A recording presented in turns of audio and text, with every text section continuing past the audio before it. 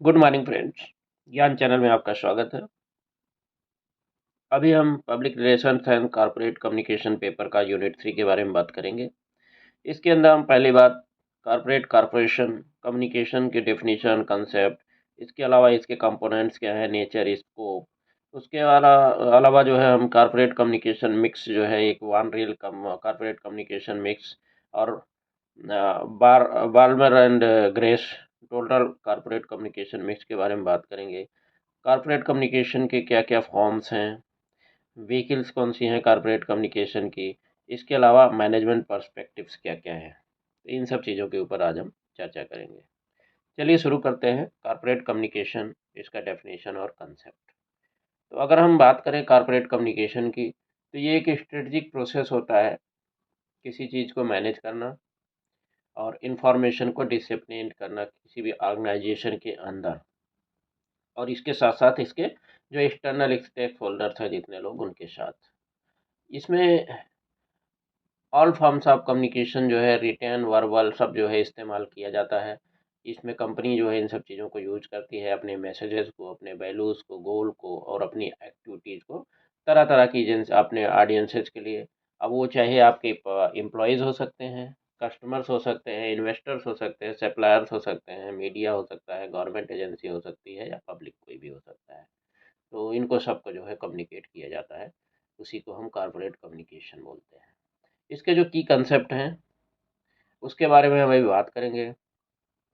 तो सबसे पहले इंटरनल कम्युनिकेशन। इंटरनल कम्युनिकेशन के अंदर जो भी कम्युनिकेशन ऑर्गेनाइजेशन के अंदर अंदर किया जाता है, इसमें एक्चुअली बेसिक एम होता है कि अपने एम्प्लॉयज़ को जो है हमेशा जो एक्टिविटीज़ हो रही हैं उसके बारे में इन्फॉर्म करना, उनको इंगेज करके रखना और उनको जो है अपनी कंपनी के मिशन और ऑब्जेक्टिव के साथ आप समझ लीजिए एक तरह से जोड़ के और उसको अलाइन करके रखना कि वो उससे अलग न जाए। तो इंटरनल कम्युनिकेशन के अंदर जो है ईमेल्स भी हो सकते हैं, न्यूज़ लेटर्स हो सकते हैं, इंटरनेट प्लेटफॉर्म्स, मीटिंग्स और पब्लिक जो है मतलब लोगों को जो है एड्रेस करने का काम, ये सारी चीज़ें जो है इसके अंदर शामिल हो सकती हैं। जो एक्सटर्नल कम्युनिकेशन होता है, इसका फोकस होता है कि इंफॉर्मेशन बाहर के मतलब इन कंपनी से बाहर के लोगों को या वो अलग अलग एंटिटी जो आउटसाइड उन्हीं के ऑर्गेनाइजेशन के हैं उनको सबको एड्रेस करना होता है। इसमें कस्टमर के साथ इंटरेक्ट करना, शेयर होल्डर्स के साथ, मीडिया के साथ, गवर्नमेंट बॉडीज़ या जनरल पब्लिक के साथ एड्रेस करना जो है शामिल है। एक्सटर्नल कम्युनिकेशन प्रेस रिलीजेज के माध्यम से, social media post, public relation effort और एडवर्टीजमेंट कैंपेन्स के थ्रू जो है किए जाते हैं। नेक्स्ट है क्राइसिस कम्युनिकेशन। कोई भी क्राइसिस सिचुएशन जब होती है या कोई इमरजेंसी की सिचुएशन होती है तो उस टाइम पे जो कम्युनिकेट किया जाता है, कम्युनिकेशन किया जाता है पब्लिक को और सबको, तो वो बहुत ही क्रूशियल होता है। और इस कम्युनिकेशन को मैनेज करने में सबसे ज़्यादा मेहनत लगती है। इसके लिए कंपनीज़ को पहले से ही प्लान बना के रखना बहुत ज़रूरी होती है, ताकि ऐसी कोई सिचुएशन आए तो वो अपने रेपुटेशन को डैमेज होने से जो है बचा सकें। नेक्स्ट है ब्रांड कम्युनिकेशन। इफ़ेक्टिव कम्युनिकेशन जो है आप और कंसिस्टेंसी बहुत ज़रूरी है। आपको अगर जो है ब्रांड को बहुत ही वाइटल जो है और अच्छा जो है स्ट्रॉन्ग ब्रांड आइडेंटिटी आपको बना के रखना है तो इसमें कंपनी की values, mission, unique selling points, ये सारी चीज़ें जो है इंटरनल और एक्सटर्नल स्टेक होल्डर्स के साथ जो है सबको जो है इसका ब्रांड का कम्युनिकेशन करना बहुत ज़रूरी होता है। नेक्स्ट है स्टेक होल्डर इंगेजमेंट। जो सक्सेसफुल कॉर्पोरेट कम्युनिकेशन होता है उसके अंदर अपने स्टेक होल्डर्स को जो है अच्छी तरह इंगेज करना, उनको सुनना, उनकी चीज़ों को जो उनके कंसर्न है उनको समझना और उनका जो भी कंसर्न है उसके उसको जो है एप्रोप्रिएट जो है उसके हिसाब से रिस्पॉन्स भी आपका आना, वो बहुत ज़रूरी होता है। ये जो है आपके बीच में जो स्टेक होल्डर्स हैं उनके बीच में ट्रस्ट और गुडविल जो है पैदा करता है। नेक्स्ट है कॉर्पोरेट सोशल रिस्पॉन्सिबिलिटी, जिसको CSR भी बोला जाता है, CSR कम्युनिकेशन। बहुत सारी कंपनीज CSR इनिशिएटिव्स में इंगेज रहती हैं। ये कॉर्पोरेट कम्युनिकेशन को यूज़ करके पब्लिक को इन्फॉर्म करने के लिए अपने एफर्ट्स अपना कमिटमेंट जो है सोसाइटी के लिए या एनवायरनमेंट के लिए, वो जो है लोगों को ज़ाहिर करती रहती हैं। नेक्स्ट है इन्वेस्टर रिलेशंस। कंपनी जो है अपने इन्वेस्टर के साथ उनको इन्फॉर्म करने के लिए जो भी फाइनेंशियल परफॉर्मेंस है, इसके अलावा फ्यूचर प्रोस्पेक्ट्स हैं, कॉर्पोरेट गवर्नेंस, ये सब चीज़ों के बारे में इन्फॉर्म करती रहती हैं। इसमें annual reports, earning calls, share holder meetings, ये सारी चीज़ें शामिल होती हैं। नेक्स्ट है मीडिया रिलेशंस। एक पॉजिटिव रिलेशनशिप मीडिया के साथ बना के रहना कंपनी, किसी भी कंपनी के लिए, वो उनके पब्लिक इमेज के लिए बहुत ही ज़रूरी होती है। कॉर्पोरेटेड कम्युनिकेशन जो की टीम्स होती हैं, वो जर्नलिस्ट के साथ एक्यूरेट और फेवरेबल कवरेज के लिए जो है हमेशा उनके साथ कम्युनिकेशन में रहती हैं। कम्युनिकेशन चैनल, बहुत सारे अभी मॉडर्न कॉर्पोरेट कम्युनिकेशन जो है जितने भी हैं वो यूटिलाइज करते हैं अलग अलग तरह के चैनल। जैसे इसमें ट्रेडिशनल मीडिया हो गया, newspaper, TV, radio, digital platform जैसे वेबसाइट, सोशल मीडिया, और डायरेक्ट कम्युनिकेशन भी, ईमेल, न्यूज़ लेटर्स, या फिर कोई इवेंट ऑर्गेनाइज करना, ये सारी चीज़ें शामिल हैं। फीडबैक एंड मेजरमेंट, किसी भी ऑर्गेनाइजेशन के अंदर है उसको सही चला के रखना है, तो एक प्रॉपर फीडबैक सिस्टम, और उसके बाद उसके हिसाब से आप अपने आप को उसको मेजरमेंट करना, और साथ में जो है उसको मैनेज करना, ये बहुत ही ज़रूरी होता है। तो फीडबैक का मेजरमेंट स्टेक होल्डर से भी आप ले सकते हैं, पब्लिक से भी ले सकते हैं, कमेंट्स वगैरह के थ्रू। तो इन सब चीज़ों को लेना बहुत ही ज़रूरी होता है। अभी नेक्स्ट हम बात करेंगे कंपोनेंट्स ऑफ कॉर्पोरेट कम्युनिकेशन। तो जो कंपोनेंट होते हैं वो internal communication, external communication, PR, media relation, brand communication, ये सारे जो है कॉर्पोरेट कम्युनिकेशन के कंपोनेंट्स होते हैं। इनको हम वन बाय वन समझेंगे। इंटरनल कम्युनिकेशन की जहाँ तक बात है, इसमें ऑर्गेनाइजेशन के अंदर अंदर जो कम्युनिकेशन किया जाता है उसको हम बोलते हैं इंटरनल कम्युनिकेशन। इसका मेन एम होता है सबको इन्फॉर्म करके रखना और सबको इंगेज करके रखना अपने गोल्स और वैल्यूज़ के साथ। एक्सटर्नल कम्युनिकेशन, जो एक्सटर्नल एजेंसीज होती हैं उनके साथ जो कम्युनिकेशन किया जाता है उसको हम एक्सटर्नल बोलते हैं। पीआर आपको अभी बता ही दिया था कि पीआर किस तरह से किया जाता है। मीडिया रिलेशंस भी जो है अभी हमने बात किया था, डिस्कस किया था। ब्रांड कम्युनिकेशन की अगर हम बात करें, तो कॉर्पोरेट कम्युनिकेशन का इस्तेमाल करके अपने ब्रांड की आइडेंटिटी, वैल्यूज़ और यूनिक सेलेक्ट पॉइंट्स को जो है आप कम्युनिकेट करते हैं लोगों के अंदर, लोगों के पास। इसमें मार्केटिंग कैंपेन्स, एडवर्टाइजिंग और बाकी जो है बहुत सारे तरह के ब्रांडिंग एफर्ट जो है शामिल हैं। इन्वेस्टर रिलेशंस, इन्वेस्टर रिलेशन जो प्रोफेशनल्स होते हैं वो शेयर होल्डर्स, फाइनेंशियल कम्युनिटी के साथ जो है कम्युनिकेट करते हैं, और वो अपनी कंपनी की फाइनेंशियल परफॉर्मेंस का इंफॉर्मेशन, स्ट्रेटजी, गवर्नेंस और annual reports, earning calls, investor meetings के थ्रू जो है उनको प्रोवाइड करते रहते हैं। क्राइसिस कम्युनिकेशन, क्राइसिस कम्युनिकेशन बहुत ही ज़रूरी है, अभी हमने जस्ट डिस्कस किया है, क्योंकि अगर इसको सही मैनेज नहीं किया गया तो आपके जो है रेपुटेशन को बहुत ज़्यादा जो है ये शेक करती हैं, बहुत नुकसान भी पहुंचा सकती हैं, आपकी सेलिंग वगैरह भी काफ़ी उससे इम्पैक्ट हो सकती है। तो इसलिए ये बहुत ही ज़रूरी है। कॉर्पोरेट सोशल रिस्पॉन्सिबिलिटी कम्युनिकेशन, तो सीएसआर कम्युनिकेशन में आप अभी हमने बात किया था, जैसे इन्वायरमेंटल रिस्पॉन्सिबिलिटी, सोशल रिस्पॉन्सिबिलिटी, उनको शोकेस करने की कोशिश की जाती है इसमें कि लोगों को इतना पैसा डोनेट किया। अभी जैसे कोविड आया था तो कोविड के टाइम पे बहुत सारे जो है बड़े बड़े जो कंपनीज हैं उन्होंने कितने हॉस्पिटल्स वगैरह खोल दिए थे लोगों के लिए, साथ साथ उन्होंने बहुत सारे डोनेशंस वगैरह दिए थे। तो उनको सबको पब्लिक बीच में लाना कि जो है हमने, हमारी कंपनी ने ये किया है पब्लिक के लिए। साथ ही अगर इन्वायरमेंट के लिए आप कोई चीज़ कर रहे हैं तो ये सारी चीज़ें जो है आपका सीएसआर कम्युनिकेशन में आ जाती है।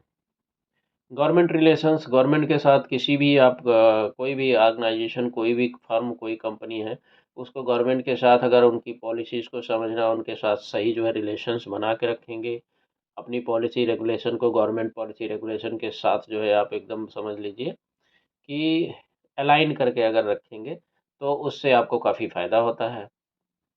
ये बहुत ही इम्पोर्टेंट रोल प्ले करता है कंपनी, किसी भी कंपनी की पोजीशन को जो है मेंटेन करने के लिए। एम्प्लॉय इंगेजमेंट, अपने एम्प्लॉयज़ को जो है आप पूरा अच्छी तरह से जो है एंगेज करके बहुत ही ज़रूरी होता है। तो उनको इसलिए जो है सारे कम्युनिकेशन, कंपनी के culture, employee benefits, career development opportunities, ये सारी चीज़ें आपको जो है उनको हमेशा बता के रखनी पड़ती है। नेक्स्ट अभी हम बात करेंगे कारपोरेट कम्युनिकेशन का क्या नेचर है और इसका स्कोप क्या है। तो इसके जो स्कोप्स हैं वो ये हैं: स्ट्रेटजिक फंक्शन। कारपोरेट कम्युनिकेशन एक स्ट्रेटजिक फंक्शन की तरह काम करता है। ऑर्गेनाइजेशन के ओवरऑल गोल और ऑब्जेक्टिव्स को अलाइन करता है, और ये बहुत ही जो है समझ लो पिवेटल रोल इसका होता है किसी भी कंपनी के रेपुटेशन को और जो है पब्लिक परसेप्शन को एक जो है शेप करने में। Two way communication. Effective corporate communication में जो है खाली अपनी मैसेजेस कन्वे करना नहीं होता है, बल्कि लोगों को सुनना भी बहुत ज़रूरी होता है, उनसे फीडबैक लेना जो है स्टेक होल्डर से वो बहुत ही ज़रूरी होता है। ये एक टू वे प्रोसेस होता है, और पब्लिक और कंपनी के बीच में एक इंगेजमेंट और एक अंडरस्टैंडिंग पैदा करता है। Reputation management. कॉर्पोरेट कम्युनिकेशन बहुत ही इसेंशियल होता है किसी भी कंपनी का रेपुटेशन को जो है इन्हेंस करने के लिए और उसको मैनेज करने के लिए। ये स्टेक होल्डर्स के साथ ट्रस्ट पैदा करना और ऑर्गेनाइजेशन के इमेज को जो है कभी भी कोई क्राइसिस सिचुएशन आती है तो उसको सेफगार्ड करना, इसके लिए काफ़ी हेल्पफुल होती है। Adaptability. Corporate communication technological advancement के साथ बहुत ही तेज़ी से बढ़ती जा रही है, और टेक्निकल एडवांसमेंट के साथ आप digital communication, social media engagement, online reputation management, ये सब ट्रेडिशनल कम्युनिकेशन के अलावा आजकल शुरू हो गए हैं। तो जितनी भी तरह से टेक्नोलॉजी का एडवांसमेंट हो रहा है उसको सबको जो है कॉर्पोरेट कम्युनिकेशन को अडाप्ट करने की बहुत ज़्यादा ज़रूरत है। Global scope. बहुत सारे ऑर्गेनाइजेशन आप देखेंगे ग्लोबल स्केल में काम करती हैं। कॉर्पोरेट कम्युनिकेशन जो है सारे कल्चरल डिफरेंसेस को एड्रेस करना बहुत ज़रूरी होता है, और अपने मैसेजेस जो है जितने भी देते हैं, कन्वे करते हैं, उसको जो है डाइवर्स ऑडियंसेस के लिए, वर्ल्ड वाइज के लिए, उनके लिए आपको उस हिसाब से आपको उसको बनाने की ज़रूरत होती है। Ethical responsibility. एथिकल कंसिडरेशंस किसी भी कॉर्पोरेट कम्युनिकेशन में बहुत ही ज़्यादा पैरामाउंट इम्पोर्टेंस का समझ लीजिए होता है। ट्रांसपेरेंसी, ऑनेस्टी, इंटेग्रिटी मैसेजिंग में बहुत ही ज़रूरी होते हैं, ताकि आप अपनी क्रेडिबिलिटी और अपना जो है ट्रस्ट हमेशा बिल्ड करके रख पाएँ। इंटरडिसिप्लिनरी। कॉर्पोरेट कम्युनिकेशन बहुत सारे डिसिप्लिन को, जैसे कि public relation, marketing, journalism, psychology, इन सब को समझ लीजिए, इन सारे डिसिप्लिन को जो है इंक्लूड करके चलता है, एक साथ मिला करके चलता है, और ये बहुत ही ज़रूरी है, सब चीज़ें उसमें साथ में शामिल होना चाहिए। एक मल्टी डिसिप्लिनरी अप्रोच बहुत ज़रूरी होती है डाइवर्स नीड्स जो स्टेक होल्डर्स होते हैं उनको एड्रेस करने के लिए। Continuous improvement. कंपनी जो है ऑनगोइंग असेसमेंट और जितने भी कम्युनिकेशन स्ट्रेटजीज होती हैं उनको हमेशा जो है समझ लीजिए एक इवॉल्व करती रहती हैं, ताकि वो इंश्योर कर पाएँ कि वो हमेशा इफ़ेक्टिव रहें और ऑर्गेनाइजेशनल ऑब्जेक्टिव के साथ हमेशा जो है वो कंधे से कंधा मिला करके चल सकें। अभी नेक्स्ट हम बात करेंगे कॉर्पोरेट कम्युनिकेशन मिक्स के बारे में। कॉर्पोरेट कम्युनिकेशन मिक्स, इसको हम कम्युनिकेशन मिक्स या कॉर्पोरेट कम्युनिकेशन मिक्स दोनों ही बोलते हैं। ये कॉम्बिनेशन जो है एक कम्युनिकेशन टूल, चैनल स्ट्रेटजी,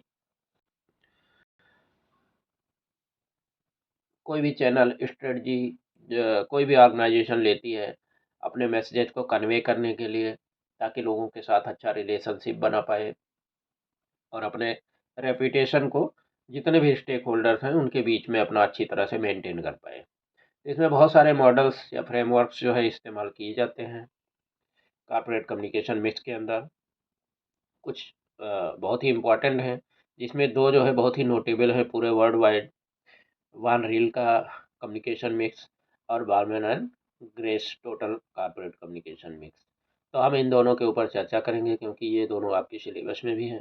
तो वान रील का कॉर्पोरेट कम्युनिकेशन मिक्स की अगर बात करें तो इनका जो वान रील का कम्युनिकेशन मॉडल है, ये कम्युनिकेशन एफर्ट्स को कॉर्पोरेट स्ट्रेटजी और पोजीशनिंग के साथ अलाइन करने के ऊपर जोर देता है।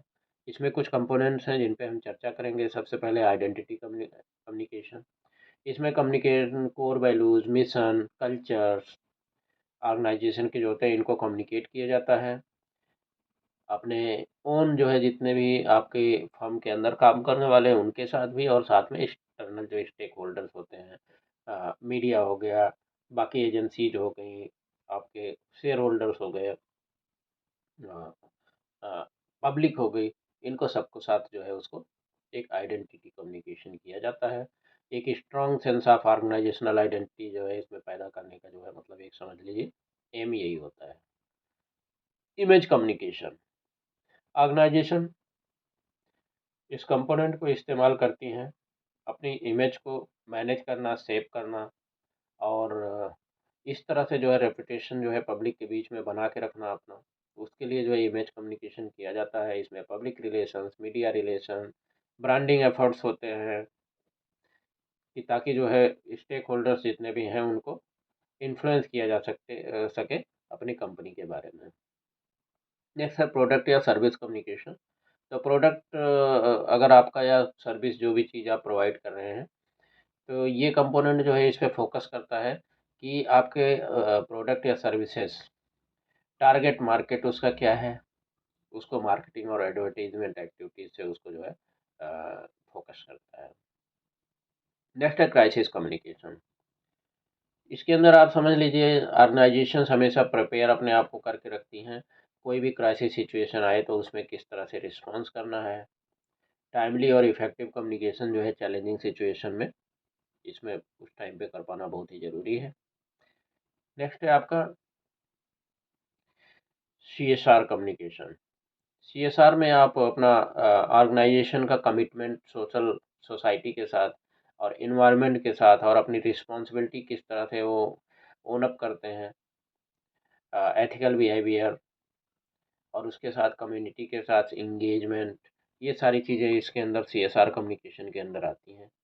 ये आपका पॉजिटिव इमेज बना के रखने के लिए बहुत ही इंपॉर्टेंट होती हैं, और काफ़ी जो है इसका जो है ये पे करती हैं आपको अगर आपने अच्छा इमेज बना के रखा है तो। Interactive communication, interactive channels feedbacks वगैरह लेने के लिए बहुत ही ज़रूरी होती हैं। इसमें सोशल मीडिया पे जो है ऑनलाइन इंगेजमेंट कर सकते हैं, ऑर्गेनाइजेशंस जो है आप मैनेज कर सकते हैं टू वे डायलॉग के लिए स्टेक होल्डर्स के साथ या फिर जो है किसी के साथ भी, और एक जो है फीडबैक प्रोसेस जो है आप ला सकते हैं। उससे आपका क्या होगा कि आप कोई भी चीज़ अगर प्रॉब्लम है तो उसको आप जो है उस पे इम्प्रूव कर पाएंगे टाइम पे, ताकि आपकी मार्केट अंदर एक अच्छा रेपुटेशन जो है बना रहे। नेक्स्ट है Balmer and grace total corporate communication mix. Balmer और ग्रेस का फ्रेमवर्क है, ये ट्रेडिशनल मार्केटिंग कम्युनिकेशन मिक्स को जो है और भी ज़्यादा एक्सपेंड करता है। जितनी भी कम्युनिकेशन रिलेटेड एक्टिविटीज़ हैं ऑर्गेनाइजेशन के अंदर उनको सबको जो है मतलब इसमें शामिल कर देता है ये। इसके अंदर जो कंपोनेंट्स हैं ये है कारपोरेट ब्रांडिंग। ये एक जो है strong corporate brand identity maintain करने के ऊपर और क्रिएट के ऊपर फोकस करता है, जिसमें ऑर्गेनाइजेशन का नाम, लोगो या ओवरऑल विजुअल आइडेंटिटी जो है शामिल होता है। उसके बाद corporate advertising. Corporate advertising campaigns अपना की मैसेजेस को कन्वे करने के लिए और अपनी वैल्यूज़ को जो है वाइड ऑडियंस तक पहुंचाने के लिए इस्तेमाल की जाती हैं। इसमें प्रिंट और डिजिटल एडवर्टाइजिंग दोनों शामिल है। पब्लिक रिलेशन एफर्ट्स जितने भी होते हैं और सारे स्टेक होल्डर्स के साथ जो है रिलेशन मैनेज करने के लिए इस्तेमाल किए जाते हैं, जैसे मीडिया के साथ, इन्वेस्टर के साथ, एम्प्लॉयज़ के साथ या जनरल पब्लिक के साथ। तो बेसिकली इनका एम ये होता है कि एक पॉजिटिव इमेज जो है अपनी कंपनी का या फर्म का बना के रखना या ऑर्गेनाइजेशन का बनाना, और साथ में लोगों के बीच में अपना ट्रस्ट डेवलप करना। मार्केटिंग कम्युनिकेशन, इसका फोकस ये होता है कि ऑर्गेनाइजेशन के प्रोडक्ट या सर्विसेज को जो है मार्केट में किस तरह से मार्केट स्ट्रेटजीज अच्छी अच्छी बना करके एडवर्टाइजिंग, सेल प्रमोशंस, इवेंट्स के थ्रू लोगों को पहुंचाया जाए। Employ communication,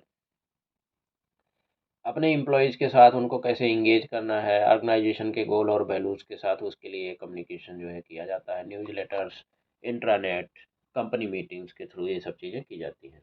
investor relations, investor के लिए जो है उनके साथ अच्छा रिलेशन बना के रखना और उनको हमेशा इंगेज करना, एक ट्रस्ट पैदा करके रखना, ट्रांसपेरेंसी बना के रखना बहुत ही ज़रूरी होता है। क्योंकि अगर उनको हम इंगेज करके नहीं रखेंगे, वो अगर इन्वेस्टर हमसे दूर जाएंगे तो फिर कंपनी को बहुत ज़्यादा प्रॉब्लम आ जाएगी और मैनेजमेंट उसका बहुत ही मुश्किल में आ जाएगा। इसमें फाइनेंशियल रिपोर्टिंग हमेशा टाइम टू टाइम और शेयर होल्डर का कम्युनिकेशन मीटिंग्स वगैरह के जरिए रेगुलर करते रहना बहुत ज़रूरी होता है। क्राइसिस कम्युनिकेशन, क्राइसिस सिचुएशन के लिए जो है उसको कैसे रिस्पॉन्ड करना, उसके लिए हमेशा कंपनीज को रेडी रहनी होती है। इसके अलावा इंटरेक्टिव कम्युनिकेशन में आपको अभी जैसे बताया था, फीडबैक सिस्टम वगैरह ये सब चीज़ें करना बहुत ज़रूरी होता है। तो ये वान रील और बाल्मर एंड ग्रेस का मॉडल जो है दोनों ही इंटीग्रेटेड कम्युनिकेशन के ऊपर, इंटीग्रेटेड कम्युनिकेशन एफर्ट्स आपने क्या लाने हैं उसके ऊपर ज़्यादा फोकस करता है। और ये ऑर्गेनाइजेशन की स्ट्रेटजिक गोल्स और वैल्यूज़ को उसके साथ अलाइन करने के लिए बताता है। ये दोनों के दोनों इस चीज़ को रिकॉग्नाइज पक्का करती हैं कि इफ़ेक्टिव कारपोरेट कम्युनिकेशन मार्केटिंग और एडवर्टाइजिंग से और भी लेवल ऊपर है। और इसमें बहुत ही ज़रूरी होता है कि एक अच्छा स्ट्रॉन्ग रिलेशनशिप बनाना और उसको मेंटेन करना सभी जितने भी स्टेक होल्डर्स हैं उनके सब के साथ, ताकि आप एक जो है अच्छा रेपुटेशन लेकर के आगे कैरी कर सकें। अभी हम नेक्स्ट बात करेंगे फॉर्म्स ऑफ कारपोरेट कम्युनिकेशन। तो फॉर्म्स ऑफ कारपोरेट कम्युनिकेशन बहुत सारे तरह के होते हैं, जैसे written communication, verbal communication, visual communication, digital online communication, interpersonal communication, internal communication, external communication और क्राइसिस कम्युनिकेशन। ये सारे जो है कारपोरेट कम्युनिकेशन के फॉर्म्स होते हैं। इनके सब के ऊपर हमने बहुत सारी जो है बातें कर ली हैं, तो इसलिए मेरे समझ से इसको रिपीट करने की ज़रूरत नहीं है। नेक्स्ट है व्हीकल्स ऑफ कारपोरेट कम्युनिकेशन। जो व्हीकल्स होती हैं जो कारपोरेट कम्युनिकेशन को कैरी करती हैं पब्लिक के बीच में, उनको व्हीकल्स ऑफ कारपोरेट कम्युनिकेशन कहा जाता है। इसमें वेबसाइट्स हो जाती हैं, social media apps, email, press releases, annual report, advertising, meetings और कॉन्फ्रेंसेज, इसके अलावा कारपोरेट इवेंट्स। इन सब चीज़ों से आप जो है कारपोरेट कम्युनिकेशन को समझ लो। उसको जो व्हीकल होती हैं जो उसको ड्राइव करती हैं पब्लिक के बीच में, वो यही चीज़ें होती हैं। नेक्स्ट है आपका मैनेजमेंट पर्सपेक्टिव्स। तो मैनेजमेंट का श्रेणी में आपको बहुत ही स्ट्रेटजिक प्लानिंग करना बहुत ज़रूरी होता है। ऑर्गेनाइजेशन के ओवरऑल स्ट्रेटजी और गोल के साथ जो है आपका जितना भी कम्युनिकेशन है वो सारा जो है उसके साथ अलाइन होना चाहिए। और मैनेजमेंट को भी जो है एक डायरेक्शन देना चाहिए अपने कम्युनिकेशन एफर्ट को, ताकि वो कंपनी के मिशन को जो है हमेशा सपोर्ट कर सके। इसके अलावा मैसेज डेवलपमेंट, मैसेज बनाना जो है उसको किस तरह से कंपनी की वैल्यूज़, कल्चर और ऑब्जेक्टिव्स को ध्यान में रख करके उसको क्राफ्ट करना ये बहुत ही ज़रूरी होता है। रिसोर्स एलोकेशन आपको जो है उसके लिए फंड्स वगैरह, टेक्नोलॉजी, स्टाफिंग, इन सब चीज़ों को जो है आप कैसे कैसे क्या करेंगे वो एलोकेशन करना है। इसके अलावा क्राइसिस मैनेजमेंट की, तो कोई भी क्राइसिस सिचुएशन आए तो उसको किस तरह मैनेज किया जाए ताकि वो आपके रेपुटेशन को, फर्म के जो है कोई रिस्क ना आए। स्टेक होल्डर इंगेजमेंट बहुत ही ज़रूरी है, क्योंकि आपके पास अगर जितने भी स्टेक होल्डर हैं, की स्टेक होल्डर स्पेशली जो है उनकी नीड्स, कंसर्न को और एक अच्छी स्ट्रेटजी बना के रखना ताकि उनको साथ हमेशा इंगेज रहें, ये बहुत ही ज़रूरी होती है। और मेजरमेंट इवैल्यूएशन इसलिए ज़रूरी है कि आपको अगर कोई अपने जो है जितने भी जो एक्टिविटी कर रहे हैं उसको केपीआईज, उसके की परफॉर्मेंस इंडिकेटर्स को अगर आप बारे में आपको पता नहीं चलेगा, आपने उसको बना के नहीं रखा है इंडिकेटर्स को और मॉनिटर नहीं कर रहे हैं फीडबैक मैकेनिज्म के द्वारा, तो आप अपने एफर्ट्स को जो है एडजस्ट नहीं कर पाएंगे, स्ट्रेटजी को चेंज नहीं कर पाएंगे समय के साथ उसको, और फिर उससे आप आउटडेटेड हो जाएंगे तो आपकी फर्म को जो है काफ़ी नुकसान पहुंचेगा। कंप्लायंस एंड एथिकल स्टैंडर्ड्स ही बहुत ही ज़रूरी है। लीगल और एथिकल स्टैंडर्ड्स को फॉलो करना है। ट्रांसपेरेंसी और इंटेग्रिटी को आपको जो है हमेशा मेंटेन करके रखना है। ब्रांड मैनेजमेंट, तो इसके लिए भी बहुत ही मैनेजमेंट एक सेंट्रल समझ लीजिए रोल प्ले करता है अपने ब्रांड को शेप करना और उसको मैनेज करने में। उसके रेपुटेशन को हमेशा आप अच्छे कम्युनिकेशन एफर्ट के थ्रू ही जो है हमेशा मेंटेन कर सकते हैं। तो आप नटशल में बोल सकते हैं कि कारपोरेट कम्युनिकेशन बहुत ही फॉर्म और को इस्तेमाल करता है और बहुत ही अलग अलग तरह के व्हीकल्स को भी जो है उसको इस्तेमाल करता है अपने मैसेजेस को इंटरनली और एक्सटर्नली कन्वे करने के लिए।